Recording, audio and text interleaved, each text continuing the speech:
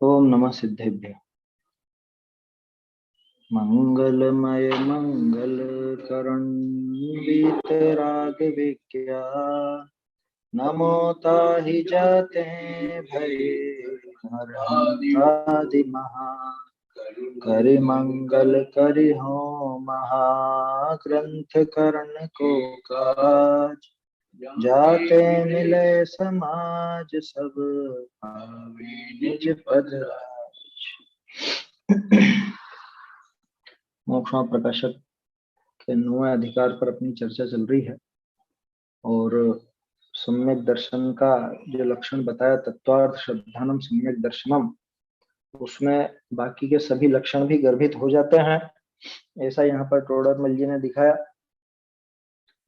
और साथ ही अनुक्रम भी दिखा दिया कि सबसे पहले ये चारों में से क्या होना चाहिए। वैसे चारों कोई अलग अलग लक्षण नहीं है, मतलब चारों अलग अलग तरह के श्रद्धान ऐसा नहीं है, श्रद्धान तो एक ही है। विपरीत अभिनिवेश रहित जीव का श्रद्धान माने विपरीत अभिनिवेश रहित जीव की श्रद्धा गुण की पर्याय, उसी का नाम सम्यक दर्शन।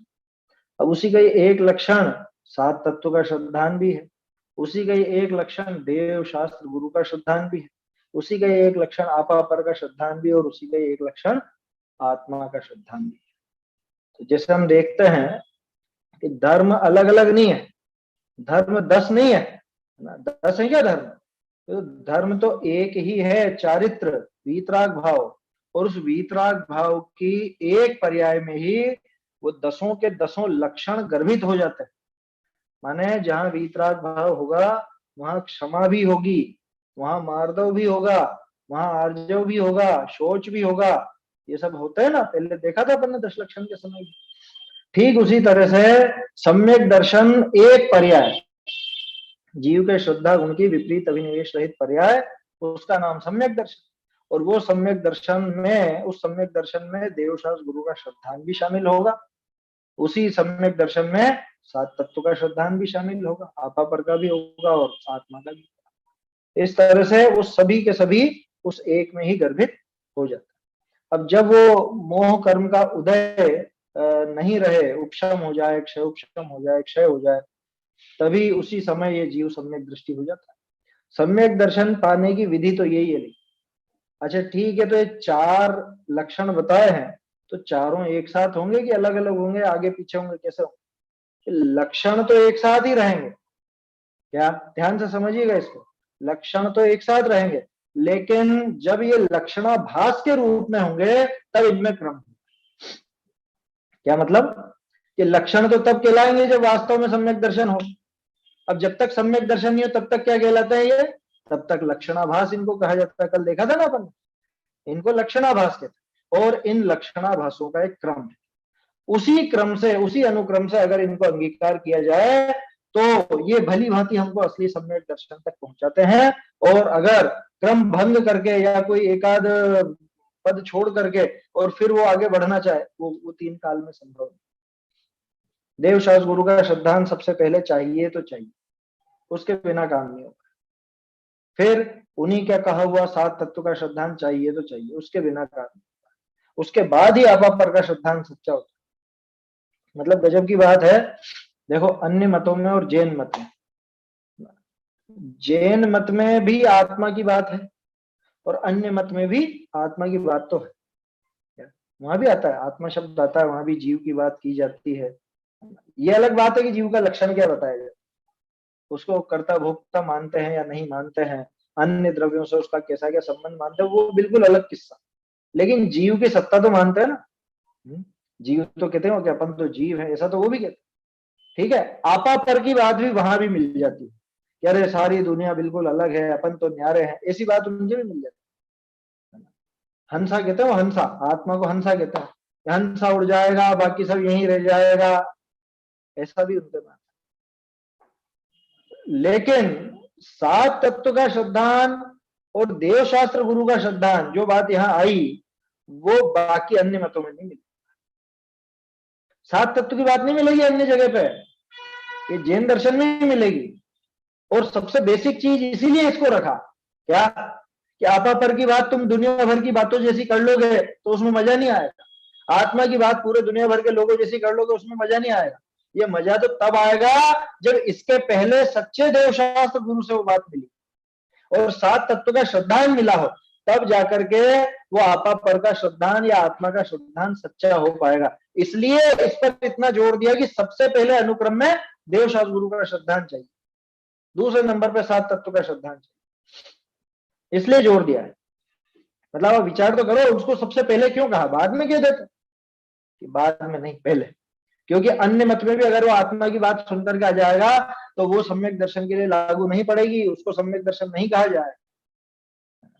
सम्यक दर्शन तो तभी संभव है जब वो देव शास्त्र गुरु के अनुसार कहे हुए सात तत्वों को समझ करके और फिर उसमें से सार निकाल करके आपा और पर की भिन्नता जाने, आत्मा का स्वरूप जाने, तभी जाकर के उसमें दम है, तभी वो सम्यक का कारण बन सकता है। समझ में आई बात? इसलिए देव शास्त्र गुरु का श्रद्धान प्रारंभिक रूप में ही जरूरी, प्रारंभिक तौर पे जरूरी, क्या बोलते हैं उसको, प्राइमरी स्टेज पर चाहिए ये, सबसे पहले प्रथम में प्रथम ये चाहिए। याद कीजिए टोडरमल जी की पंक्ति, देव शास्त्र गुरु तो धर्म का ठिकाना है, इनमें शिथिलता रखने पर धर्म के अन्य अंग कैसे सधे। बस वैसी बात यहाँ भी लगा, देव शास्त्र गुरु तो धर्म का ठिकाना है, इनका अगर श्रद्धान सही नहीं हुआ तो बाकी वो तत्वों का, आपा पर का, आत्मा का श्रद्धान सच्चा कैसे होता है, ऐसी बात है। तो इस तरह से ये चारों को आपस में समन्वय भी इनका किया और अनुक्रम भी दिखा दिया, और जब तक सम्यक दर्शन प्राप्त नहीं होता है तब तक तो ये लक्षणाभास रहते हैं, और सम्यक दर्शन होते साथ ही ये लक्षण कहलाने लगते हैं। ये सम्यक दर्शन लक्ष्य है और ये लक्षण कैसा होता है, सम्यक दर्शन की ऐसा होता है, देख लो। और सम्यक दर्शन नहीं हो तो ये लक्षणाभास कहलाता। उसका कारण भी दे दिया था, क्योंकि ये बाहर की चीज है, बाहर में इतना तो ये कर सकता है, अपनी मेहनत जितनी बने उतनी कर सकता है, लेकिन सम्यक दर्शन होने में वो कर्म का उपशम क्षय क्षयोपशम भी तो चाहिए। मान लो ये सब काम कर भी ले, लेकिन उसके बाद भी अगर वो वहां पे कर्म का कुछ पिछला ऐसा उदय हो, तीव्र उदय आ जाए उस दर्शन में होगा, तो क्या होगा, फिर नहीं हो पाएगा। इसलिए उसको लक्षणाभासी कहते हैं जब तक सम्यक दर्शन नहीं हो जाता है ना। उदाहरण बहुत सुंदर था, वो विवाह की बात आई थी ना, कि किसी को पुत्र आदि चाहिए, तो पुत्र आदि का अर्थ ही, जिसको पुत्र चाहिए वो क्या करेगी, विवाह करे। बुद्धिपूर्वक तो यही काम है, क्योंकि दुनिया भर में यही देखा जाता है, जिसको अपनी संतति आगे बढ़ानी है, परिवार का नाम आगे चलाना है, तो वो शादी ब्याह करते हैं, उनके पुत्र आदि होते हैं और फिर वो परंपरा चलती है। अधिकांश के यही देखा जाता है। किसी किसी के कदाचित शादी ब्याह कर भी ले, लेकिन पुत्रादि नहीं हो तो नहीं भी हो, पिछला कुछ ऐसा उदय हो। ठीक इसी तरह से यहाँ भी है, ये जो चार लक्षण बताए, लक्षणाभास बताए, इन सबको कर लेने के बाद भी किसी के पिछला अगर ऐसा कुछ तीव्र उदय हो कर्म का, वैसे बहुत कम होता है ऐसा, क्या बहुत कम होता है ऐसा, अधिकांश के तो ये काम बन ही जाता है। फिर भी संभव है कि किसी किसी के ऐसा कुछ उदय आए पिछला और वो नहीं बन पाए, तो नहीं भी बन पाए, लेकिन उसको देख के घबराना नहीं, कह रहे हम मेहनत तो करें लेकिन सम्यक दर्शन फिर भी नहीं हो, तो कह रहे तू तो, तेरा काम किसमें चलेगा, कि तू तो मेहनत कर, तू तो पुरुषार्थ कर, है ना। और जैसे वो बुद्धिपूर्वक तो शादी करता है ना, उसके बाद फिर बच्चे बच्चे नहीं हो तो नहीं भी हो, इसने तो इसकी तरफ से पूरी मेहनत कर ली। ठीक इसी तरह से ये तो तत्व श्रद्धान करने का, आत्मा का श्रद्धान करने का, देव गुरु धर्म आदि के श्रद्धान के माध्यम से वो उपाय करे, और कदाचित अगर वहां कर्म का उपशम क्षय क्षयोपशम बन जाए तो सम्यक दर्शन की प्राप्ति भी हो जाती है, अमूमन तो हो जाती है, और फिर भी नहीं हो तो नहीं भी, ऐसा नियम नहीं। ये बात आई थी कल। अब इसके आगे का प्रकरण अपने को देखना, 329 पेज पर है। यहाँ प्रश्न है कि यहाँ से देखेंगे, हस्तलिखित प्रतियों में 432, यहाँ प्रश्न, जो सम्यक्त के लक्षण तो अनेक प्रकार का है, तीन विषय तुम तत्व श्रद्धा लक्षण को मुख्य किया, सो कारण का। अब उसने ये बात पकड़ ली कि टोडरमल जी ने लक्षण चारों दिखाए तो सही, लेकिन फिर भी जोर सबसे ज्यादा किस पे दिया, देवशास्त्र गुरु के श्रद्धान पर, कि आत्मा के श्रद्धान पे, कि आपा पर के श्रद्धान, सबसे ज्यादा जोर टोडरमल जी ने सात तत्व के श्रद्धान पर दिया। तत्वार्थ श्रद्धानम सम्यक दर्शन, सात तत्व की कर दी ना सबसे ज्यादा डिटेल, चौथे अधिकार में भी सात तत्व संबंधी विपरीतता दिखाई, सातवें में भी दिखाई, इनका स्वरूप भी बहुत डिटेल से बताया, बहुत विस्तार से, और बारंबार उसी पर जोर दिया कि तू तो तत्व श्रद्धान करने का पुरुषार्थ कर, पुरुषार्थ नहीं उसको शामिल किया, तो उसका कारण क्या। तो इस प्रश्न में दो प्रश्न छिपे हुए हैं। एक बात तो यह कि उन तीनों को मुख्य क्यों नहीं किया, है ना, उसमें क्या समस्या थी उनको मुख्य करते। दूसरी बात, इसको मुख्य क्यों किया, है ना। दोनों तरफ से जवाब देंगे टोडरमल जी। उनकी तरफ से भी जवाब देंगे कि उन तीनों को अगर मुख्य कर देते तो क्या समस्या खड़ी होती, और इसकी तरफ से भी जवाब देंगे कि तत्व श्रद्धान में ये विशेषता है, इस वजह से हम इसी पर ज्यादा जोर देते हैं, इसी को मुख्य करते हैं। देखो का समाधान, तुच्छ बुद्धि को अन्य लक्षण विषय प्रयोजन प्रकट भाषे नहीं, वह भ्रम उपजे और इस तत्वार्थ श्रद्धान लक्षण विषय प्रगट प्रयोजन भाषे किछु भ्रम उपजे नहीं, ताते इस लक्षण को मुख्य किया है सोई दिखाइए। मुख्य जवाब तो यही है। अब आगे तो इसी की डिटेल आएगी, ये जो 2 लाइन लिखी ना, इसी की डिटेल आएगी आगे। क्या कहा कि भाई जो तुच्छ बुद्धि जीव है, अपने जैसे जीव हैं, उनको अन्य लक्षणों में प्रगट प्रयोजन नहीं भाष, है ना, अन्य लक्षणों में प्रयोजन प्रगट भाषित नहीं होता। माने देवशास्त्र गुरु का श्रद्धान, अपापर का श्रद्धान या आत्मा का श्रद्धान, इन तीनों श्रद्धान में वो बात निकालनी पड़ती, समझनी पड़ती। और ये जो तत्व श्रद्धान है तो बिल्कुल सीधा है, जो कह रहे हैं वही मानना। सीधा मतलब भाई आश्रव की बात कर रहे हैं तो आश्रव की कर रहे हैं, है ना, बंदगी कर रहे हैं तो बंदगी कर रहे हैं। अब देवशास्त्र गुरु के श्रद्धान में आप निकाल के बताओ आश्रव, बंध, संवर, निर्जरा, मोक्ष कैसे निकालो, उसके लिए विशेष बुद्धि चाहिए। हालांकि टोडरमल जी ने वो चीज भी सिखा दी अपने को, है ना। लेकिन जो तुच्छ बुद्धि जीव है, अगर उसको सिर्फ इतना कहें कि भैया देवशास्त्र गुरु का श्रद्धान सम्यक दर्शन, तो क्या समस्या खड़ी होती है कि वो भ्रम में भी पड़ सकता है, या उसको ये आश्रव आदि ये समझ में नहीं आते। देवशास्त्र गुरु तो समझ में आते हैं, लेकिन उसमें से उसको वो आश्रव बंद आदि निकालना नहीं आता। या आपा पर का श्रद्धान कर ले तो आत्मा और भिन्न, बाकी सब भिन्न, ऐसा ऐसा सोच लेता है, बाकी उसमें भी वो नहीं निकाल पाता, सात तत्व संबंधी श्रद्धान वहां भी नहीं निकाल पाता। आत्मा की बात करे, पूरी दुनिया करती है आत्मा की बात, कौन नहीं करता। अन्य मतों में भी, मुसलमानों के रूह कहते हैं, ईसाइयों में सोल कहते हैं, अपने आत्मा कहते हैं, जीव कहते हैं। अन्य मतों में जो हिंदुओं के मत हैं दूसरे, उनमें भी कहा जाता है जीवात्मा, परमात्मा, सुने होंगे ये शब्द। तो बात तो वहां पे भी की गई। तो अगर सिर्फ आत्मा का श्रद्धान कह देते तो कैसा आत्मा और क्या करना उस आत्मा को, ये बातें कहाँ निकलती बताओ। मतलब तुच्छ बुद्धि जीव तो नहीं निकाल पाता ना, उसके लिए थोड़ा सा दिमाग लगाना पड़ता, वो सीधा रास्ता नहीं दिखता, जबकि सीधा है। अभी जैसे मैं आपसे प्रश्न पूछूं कि चारों जो श्रद्धान है, चारों कौन सा है, देवशास्त्र गुरु का, सात तत्व का, आपा पर का या आत्मा का, सबसे सरल कौन सा है इनमें, तो आप खट से कहोगे देवशास्त्र गुरु का सबसे सरल, जबकि देवशास्त्र गुरु का नहीं है सरल, सबसे सरल सात तत्व का ही है। क्योंकि यहां बिल्कुल क्लियर कट वही बात की गई है जिसका श्रद्धान कराना। देवशास्त्र गुरु में घुमा फिरा करके लेकर गए हमारे, सबसे कठिन है देवशास्त्र गुरु का। क्यों? क्योंकि देवशास्त्र गुरु के श्रद्धान में ये बस इतना मान लेता है, ये भी आगे आ रही है बात, है ना, मैं क्या पहले से डिटेल करूं, आगे के पैराग्राफों में ये बात आ रही है, तो उसके दिमाग में बैठ जाती है यही है बस, देवशास्त्र गुरु इनको ही मानना, अन्य को नहीं मानना, हो गया देवशास्त्र गुरु का श्रद्धान, हो गया। उसमें सात तत्व कहां निकाल पाता है। तो दिखने में सबसे सरल दिखता है, लेकिन सबसे कठिन पड़ता है देवशास्त्र गुरु का श्रद्धान। आया समझ में? क्यों? क्योंकि देवशास्त्र गुरु का श्रद्धान सच्चा होता कहां है उनके, जो लोग सीधे हैं बेचारे, भोले हैं, भोले, उनको वो सच्चा श्रद्धान कहां होता है। आपको ध्यान हो तो पहले भी अपन ने बात की थी, साचा, साचा देवशास्त्र गुरु का श्रद्धान, उस बात पे जोर दिया टोडरमल। तो सच्चा कहां होता है। देखिए तो दिक्कत क्या है कि तुच्छ बुद्धियों को अन्य लक्षणों में प्रयोजन प्रकट भाषित नहीं होता, एक बात। दूसरी बात, भ्रम उपजे, भ्रम भी पैदा हो जाता। बाकी तीनों जो लक्षण बताए हैं तत्व श्रद्धान को छोड़ के, वो उसमें भ्रमित हो सकते हैं, वो उसमें सीधे सीधे मूल मुद्दे की बात नहीं निकाल पाते, प्रकट भाषित नहीं होता। और इस तत्वार्थ श्रद्धान लक्षण में प्रगट प्रयोजन भाषित, यहां पे बिल्कुल प्रगट नजर आता है वो प्रयोजन, एकदम साफ साफ नजर आता है वो प्रयोजन।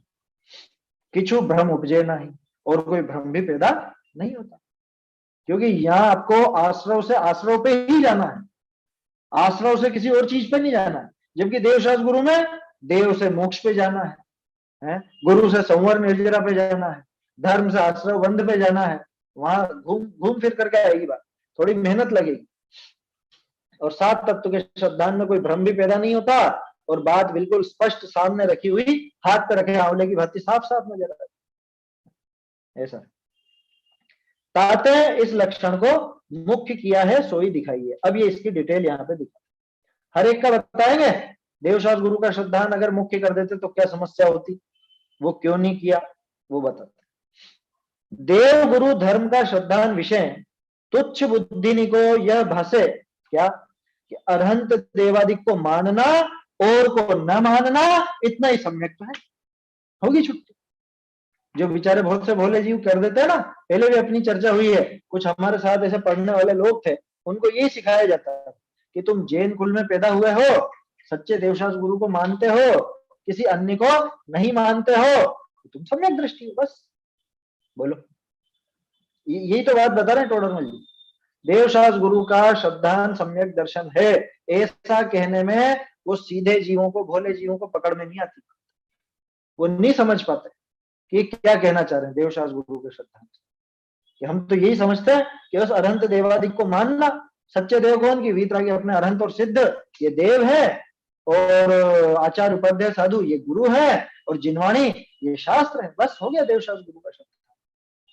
इन्हीं को हम नमस्कार करेंगे, इनके अलावा और किसी को नहीं करेंगे। अब तो सम्यक दृष्टि हो गए हम, कि नहीं हुए, वो बेचारा यही अटक जाता है। और को न मानना इतना ही सम्यक है। कहा जीव अजीव का वह बंध मोक्ष के कारण कार्य का स्वरूप न भासे, तब मोक्ष मार्ग का प्रयोजन की सिद्धि न हो। लो क्या हुआ कि जब उसको भाषित नहीं होता, मतलब जीव अजीव का भी, उसको आप अपर का भी भेद विज्ञान नहीं हो पाएगा, क्योंकि जीव अजीव को नहीं जान पाया। और देवशास्त्र गुरु को जाना, जीव अजीव को नहीं जान पाया, है ना। या बंध मोक्ष के कौन है कारण और कौन है कार्य, आश्रय और बंध ये किसके कारण है और इनसे क्या होता है, संवर निर्जरा मोक्ष ये किसके, संवर निर्जरा किसके कारण है, उनसे क्या होता है, मोक्ष का कैसा स्वरूप है, ऐसा पता नहीं चलेगा तो मोक्ष मार्ग के प्रयोजन की सिद्धि भी नहीं होती। फिर मोक्ष मार्ग का प्रयोजन भी उसके हल नहीं हो पाता, क्योंकि मोक्ष मार्ग को समझे ही कहाँ, मोक्ष को कहाँ जाना उसने, बताओ। देवशास्त्र गुरु में साफ साफ नजर आ रहा है क्या मोक्ष, नहीं आ रहा है, थोड़ा दिमाग लगाना पड़ता है मोक्ष देखने के लिए। अब देखो अपने को तो वो बात समझ में इसलिए आ रही है क्योंकि टोडरमल जी ने अपने को सिखा दी। दूसरा जो जीव है उसको आप कहो सीधे जीव को, बेचारे सिर्फ, है ना, जो सिर्फ पूजा पाठ करना जानता हो, जो बस भगवान को नमस्कार करके जयकारा लगाना जानता हो, उसको आप बोलो कि भैया देवशास्त्र गुरु का श्रद्धांजलि, कह रहे बस मजे आ गए, हम तो सम्यक दृष्टि, हम तो किसी और के जाते ही नहीं, हम तो इन्हीं के आते हैं, इनके अलावा अन्य किसी को मानते ही नहीं, अब तो हो गए हम सम्यक दृष्टि, ऐसा वो सामने वाला सोचता, ये चक्कर पड़ जाता है उसको। तो उसको बेचारे को मोक्ष मार्ग के प्रयोजन की सिद्धि नहीं होती। वाह जीवादिक का श्रद्धान भय बिना इसी श्रद्धान विषय संतुष्ट होई आपको सम्यक माने। लो एक कुदेवादिक पे द्वेष तो रखे, अन्य रागादि छोड़ने का उद्यम न करे, ऐसा भ्रम उपजे। ये देवशास्त्र गुरु के श्रद्धान को सम्यक दर्शन कहने में ये समस्या। तो क्या नहीं कहेंगे, अरे कहो लेकिन अकेला वो काम नहीं करेगा, उसके साथ सात तत्व की डोज लगनी जरूरी है। जैसे बहुत सी दवाइयां होती है ना, उनके साथ में एक उसके क्या बोलते हो कॉम्बिनेशन की रहती है, तो जब तक वो कॉम्बिनेशन वाली दवाई नहीं मिले तब तक वो दूसरी वाली भी काम नहीं करती। कि बच्चे को जुकाम हो रहा, बुखार हो रहा है, इसके साथ साथ इसकी वो एंटीबायोटिक भी देनी पड़ेगी, बिना वो एंटीबायोटिक के वो दवाई काम नहीं करेगी, ऐसी होती है ना दवाइयां बहुत। तो ये समझना सात तत्व का श्रद्धान, ये देवशास्त्र गुरु के श्रद्धान का एंटीबायोटिक, मतलब उसके साथ चलने वाला, उसका सहयोगी, उसके बिना नहीं होगा।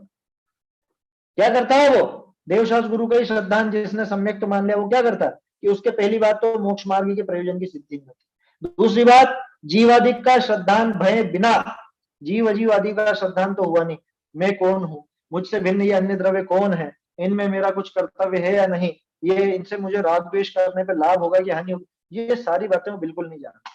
उसको कुछ लेना देना नहीं, सिर्फ भगवान के आगे माथा झुकाना है, बस इतना जानता हो।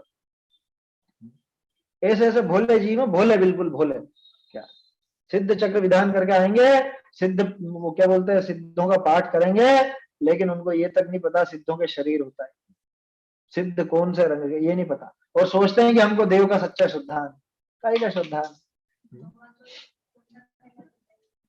जीवादिक का श्रद्धान भय बिना, सिर्फ इसी श्रद्धान विषय संतुष्ट हुई आपको सम्यक मान।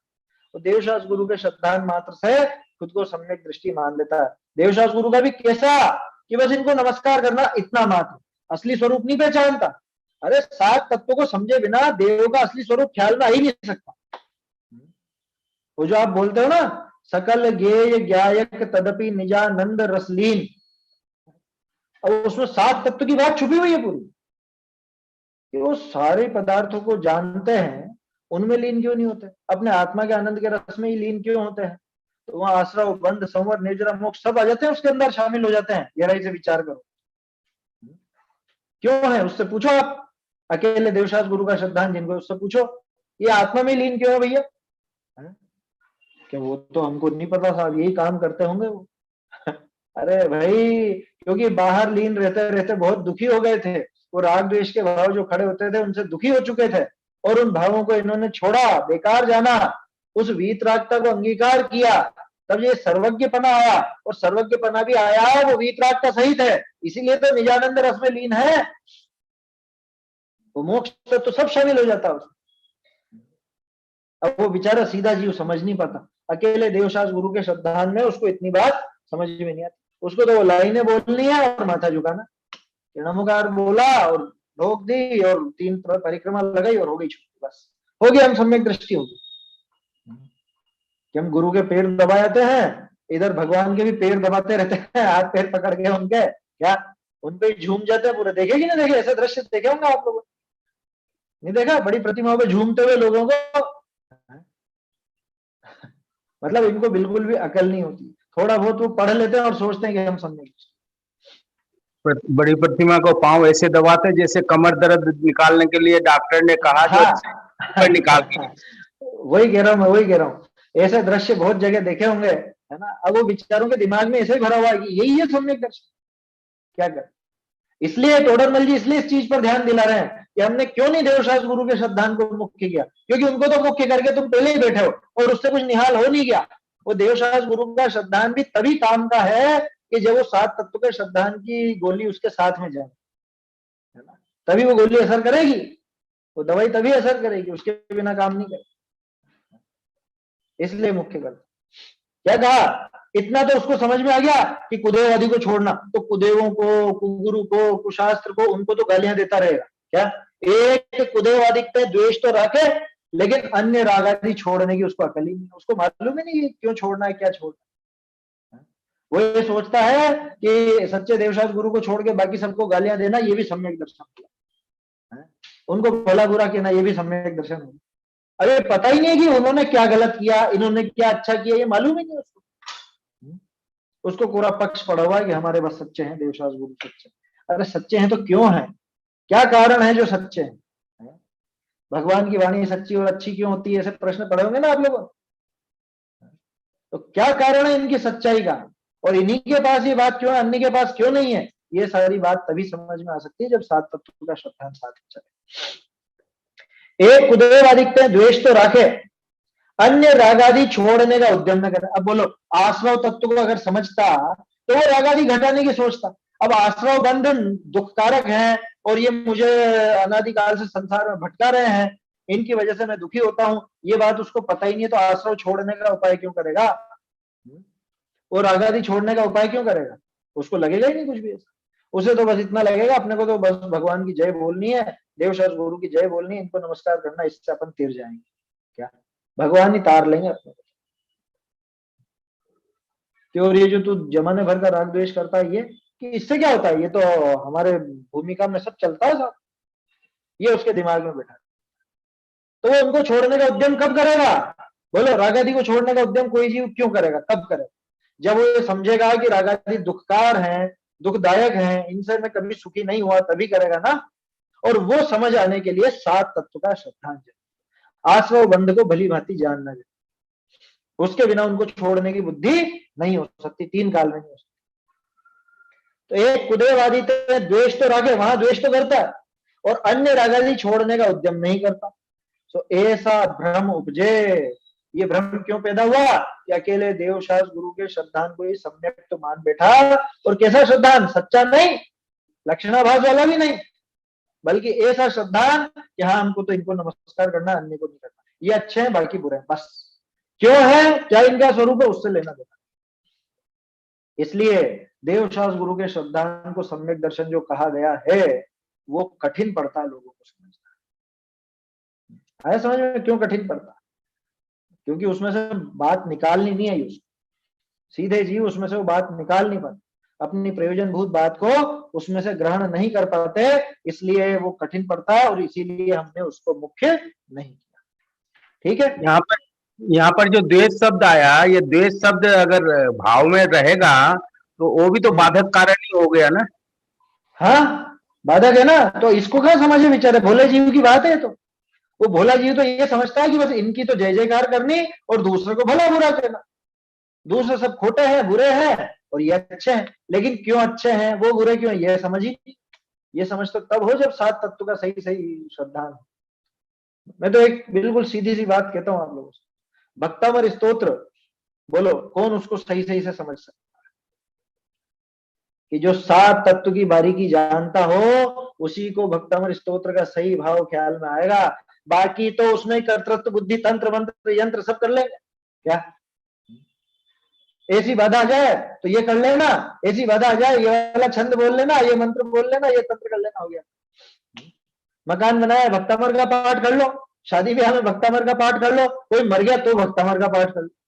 उनको विचारों को समझ ही नहीं है कि इसमें जो बातें आई है ये इसमें कहाँ छुपी हुई है, वो वीतरागता कहाँ इसमें 7 तत्व की बातें छुपी हुई है, वो निकालनी पड़ती है, वो आसानी से समझ में नहीं आती, और सबसे ज्यादा प्रचलन में है भक्तामर स्तोत्र। ऐसी चीज सबसे ज्यादा प्रचलन में, क्या दिगंबर और क्या श्वेतांबर, सबके में सर्वाधिक प्रचलन में, लेकिन सबसे ज्यादा सत्यानाश हुआ है उसका।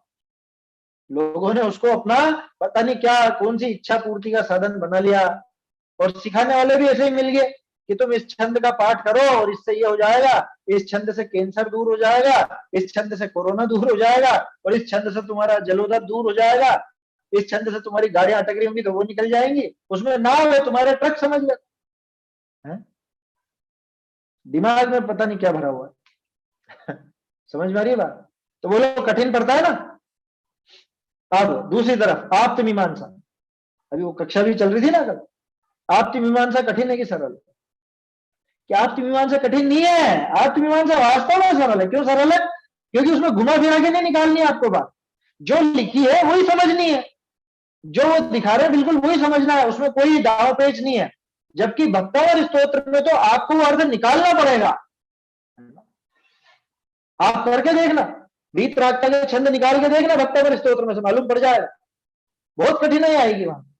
वो तो आप अगर 7 तत्व को अच्छे से समझे होंगे और वो उनकी भाषा शैली और वो सब चीज समझे होंगे तो वो वीतरागता आपको वहां पे नजर आएगी। नहीं तो पूरी पूरी तरह वो राग के पोषण गई है पूरा, देखो उसको पहले से लेकर 48वें तक,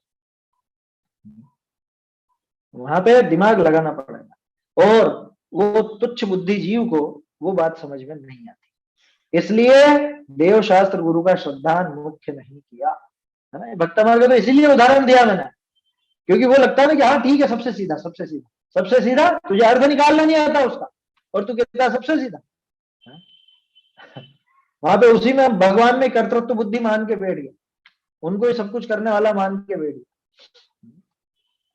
आशय समझ में नहीं आता आसानी से। तो इस वजह से देवशास्त्र गुरु के श्रद्धान को मुख्य नहीं किया। एक की बात हो गई, अब वो 2 और बचते हैं, वो देखते हैं। बहुरी आपा पर का श्रद्धान, तो साहब इसमें क्या दिक्कत है, ये तो सरल है ना, मतलब इसमें तो समझ में आ जाएगा जो कुछ भी है। देखो बहुरी आपा पर का श्रद्धान विषय तुच्छ बुद्धिनी को यह भाषे कि आपा पर का ही जानना कार्यकारी है, इससे ही सम्यक तो हो है, कहा आश्रवादी का स्वरूप न भाषे तब मोक्ष मार्ग प्रयोजन की सिद्धि न हो।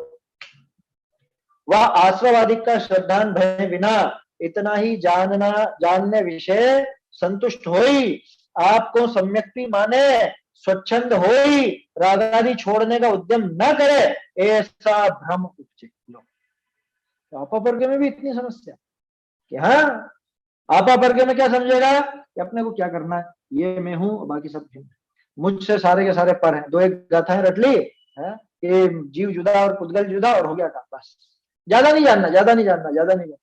अरे जीव कौन, पुद्गल कौन, अलग अलग कैसे हैं, इनका अगर मैं आश्रय लेता हूं तो क्या दिक्कत है? ये पुद्गल को अपना मानू तो क्या समस्या है, अपना नहीं मानू तो क्या समस्या है, ये सारी बातें क्या ख्याल में आती है? ठीक है। आपा पर का श्रद्धान विषय तुच्छ बुद्धियों को क्या भाषित होता है कि आपा पर का ही जानना कार्यकारी, जैसे देवशास्त्र गुरु वाले को भाषित हुआ कि देवशास्त्र गुरु का ही जानना कार्यकारी, इससे ही सम्यक्त हो जाएगा। और देवशास्त्र गुरु वाला ये समझता है कि उससे सम्यक्त हो जाएगा, आपा पर के श्रद्धान वाला समझता है बस इतने मात्र से सम्यक्त हो जाएगा।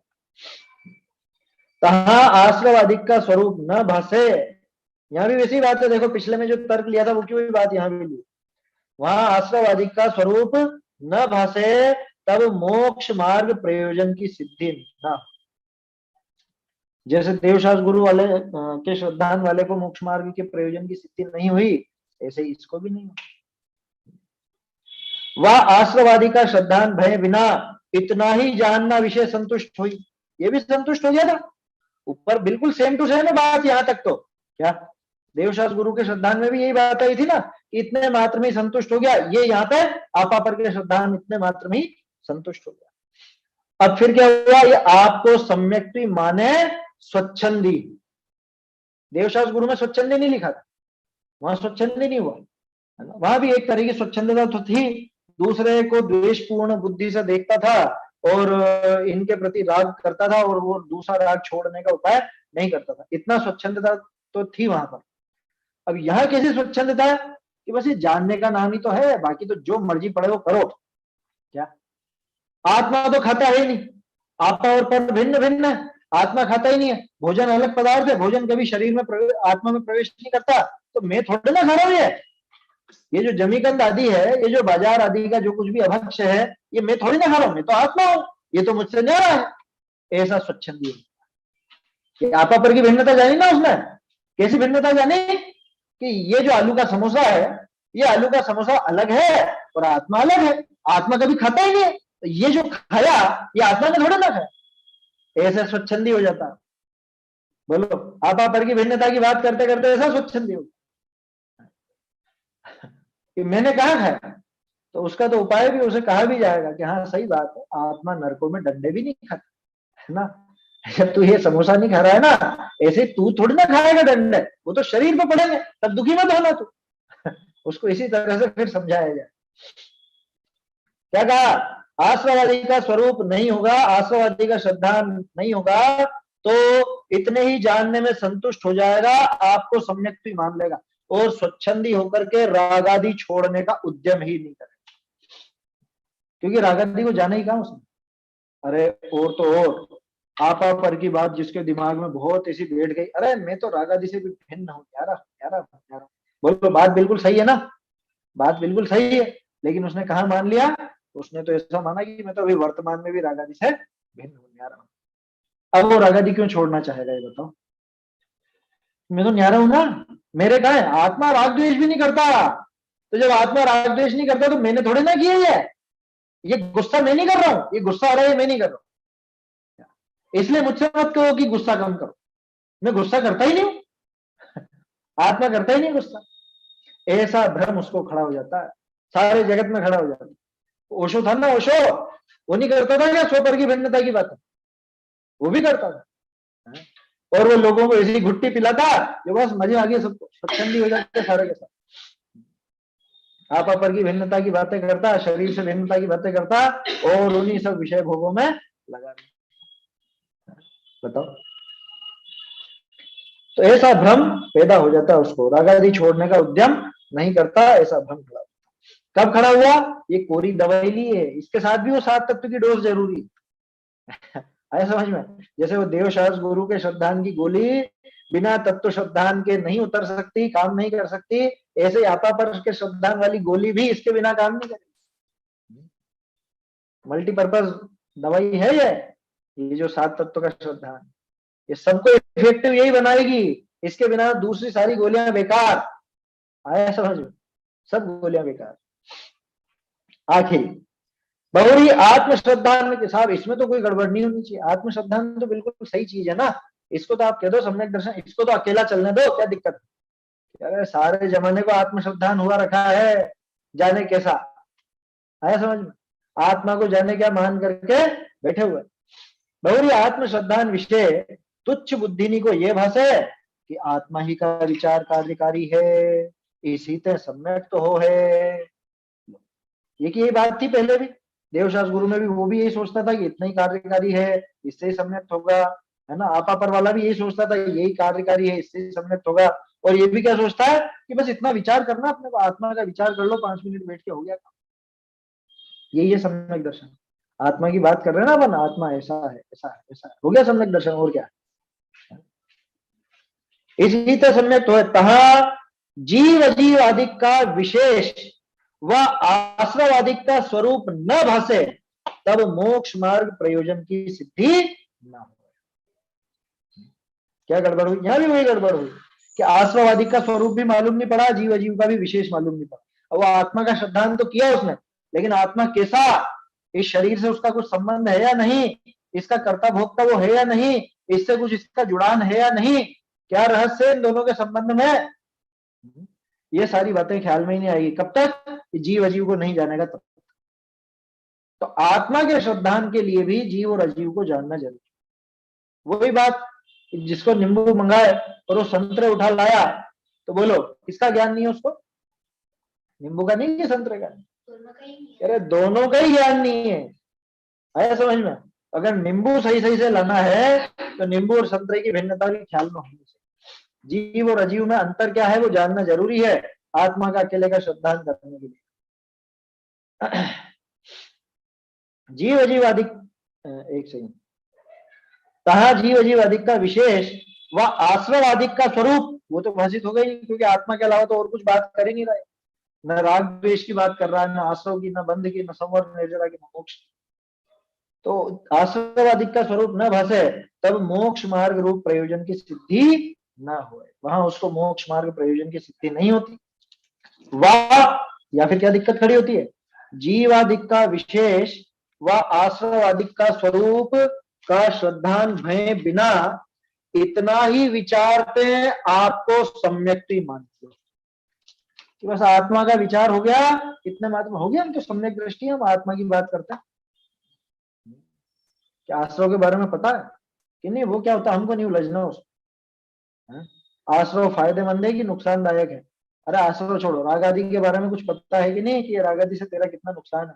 कह रहे नहीं नहीं, उसकी बात नहीं करनी है, हम तो बस आत्मा आत्मा आत्मा, जीव जीव जीव, बस जीव की बात करो और कुछ बात मत करो, बाकी बातें छोड़ दो। कह रहे लेकिन वो जीव कैसा है, वो दुखी है कि सुखी है? दुखी है तो किन भावों से है? सुखी होगा तो कैसे भावों से होगा? कौन से भावों को छोड़ना जरूरी है, कौन से भावों को ग्रहण करना जरूरी है? ये सब बातें उसमें शामिल होंगी या नहीं? अगर इनके बिना पूरा आत्मा आत्मा रटता रहेगा तो इतने मात्र से तो सम्यक भी होने वाला नहीं। और इसके समस्या यही खड़ी हुई, आत्मा के श्रद्धान को अगर सम्यक तो कह दे मैं, तो इतने मात्र में खुद को सम्यक दृष्टि मानने लग जाए तो उससे नुकसान क्या होगा? नुकसान ये होगा कि असली सम्यक दर्शन की, असली मोक्ष मार्ग की खोज ही खत्म हो जाएगी। बैठ गए ना तो खुद को सम्यक दृष्टि मान के, अब क्या करना उसको? बैठ गया चुपचाप, हो तो गया सम्यक दर्शन, अब क्या करना? कृतकृत्य हो गया। फिर क्या होगा कि स्वच्छंद हो ही राग आदि छोड़ने का उद्यम न करे, या के भी ऐसा भ्रम उपजे। क्या स्वच्छंद होकर, जैसे वो आपा पर के श्रद्धान वाला स्वच्छंद हो गया, ऐसे ही आत्मा के श्रद्धान वाला भी स्वच्छंद हो जाता है और राग आदि छोड़ने का उद्यम ही नहीं करता, चुपचाप बैठ जाता है निष्क्रिय होकर। आपको ध्यान हो तो निश्चयाभासी का जो प्रकरण अपन ने देखा था 7वें अधिकार में, वो बिल्कुल ऐसी बातें थी उसमें। यार हमको ज्यादा विकल्प नहीं करना, हमें विकल्प नहीं करना, राग आदि वगैरह सब हमसे दूर है यार। वैसे कुतर्क उसने कहां से सीखे?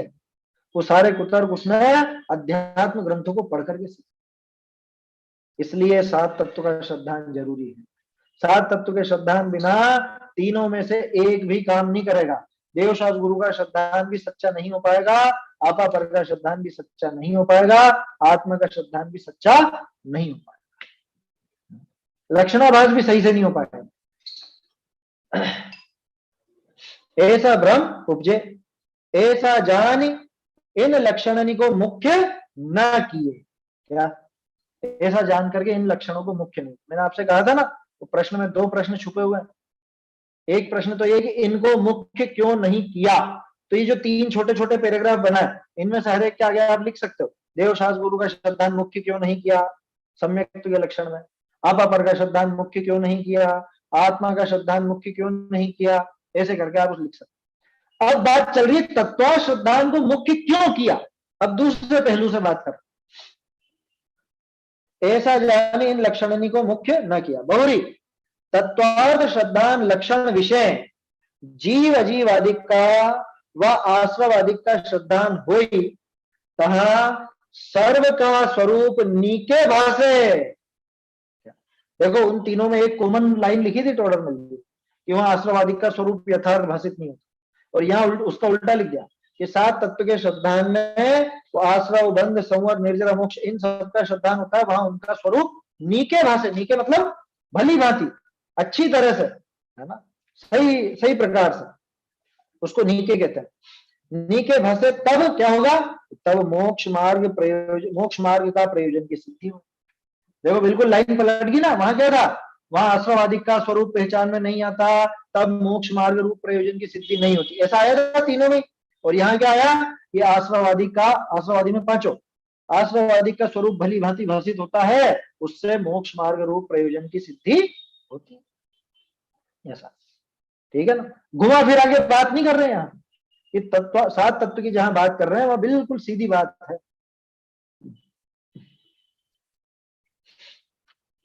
इनको मोक्ष मार्ग प्रयोजन की सिद्धि हो। बहुरी इस श्रद्धान भय सम्यक्त्वी होई, यहाँ कुछ छोटा सा संशोधन है शायद,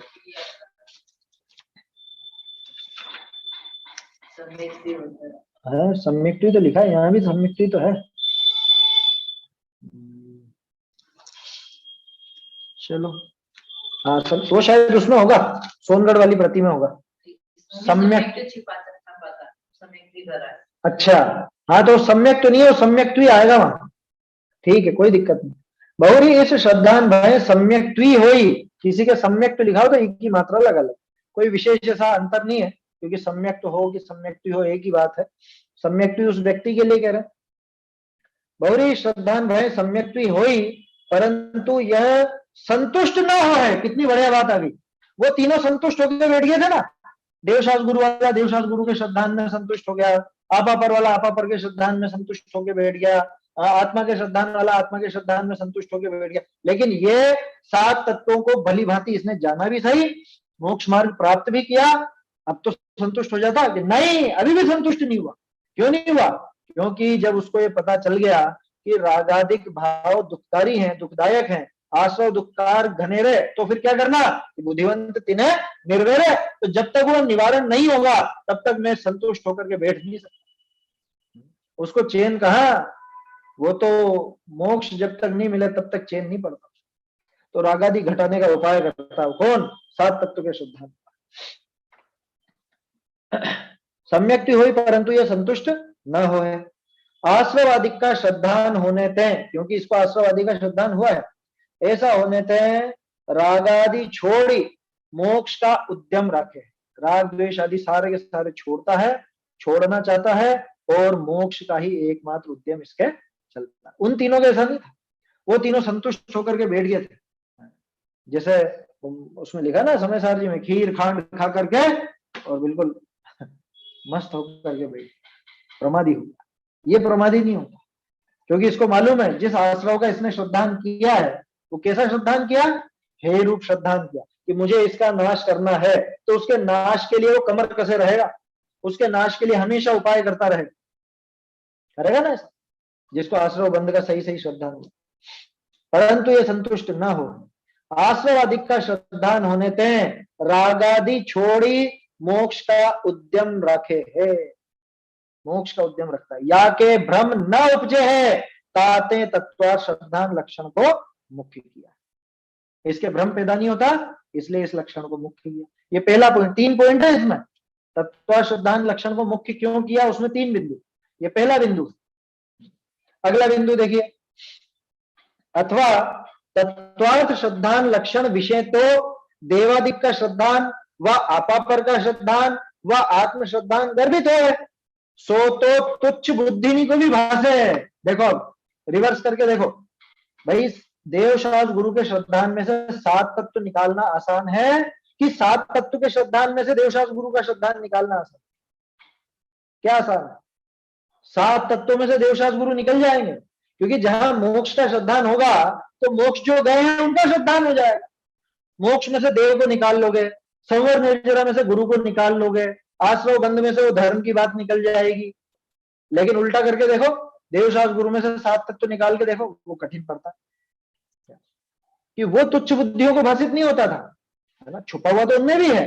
देवशास्त्र गुरु में भी 7 तत्व का श्रद्धान छिपा हुआ ही है, देवशास्त्र गुरु के श्रद्धान में भी, लेकिन वो तुच्छ बुद्धियों को पकड़ में नहीं आता।